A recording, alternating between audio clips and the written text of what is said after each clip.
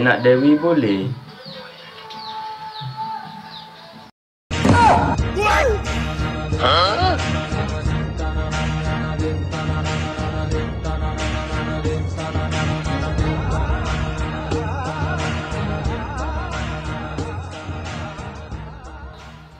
Lemak ada Urigo ni. Semangat banyak kan?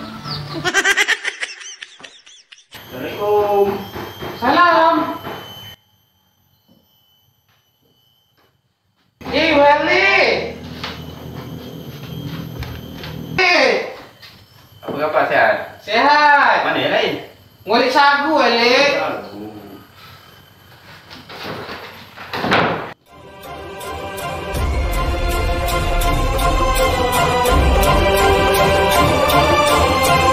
Apa Dewi tak ikut budak-budak ni? Memang tak ikut lah, Walid. Kata Walid ada pelajaran baru untuk Dewi. Ya, Walik baru ingat ada pelajaran baru untuk Dewi. Pelajaran hari ni Walik nak kasih dekat Dewi. Tolong betulkan kipas untuk Walik. Terut peluh Walik keluar. Masih panas. Betul kipas angin. Mana kipas angin, Walid? Itu kipas angin.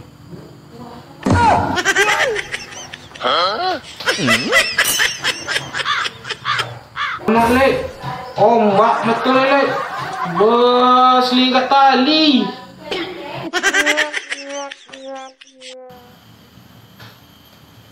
Walid. Nak ya Allah.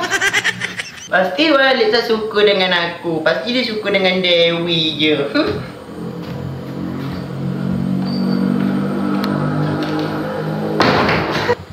Walid tu lah. Sikit-sikit Dewi, sikit Dewi. Aku tiap pun dia lari lah. Tak nak dia datang ke aku. Apa yang sungguh ni Bella? Walid tu lah. Sikit-sikit Dewi je kerjanya. Aku tiap lari tadi tak nak dia pandang aku dah. Sabar je lah, belum ada kesempatan. Nak sabar macam mana lagi? Orang sabar tu cepat mati.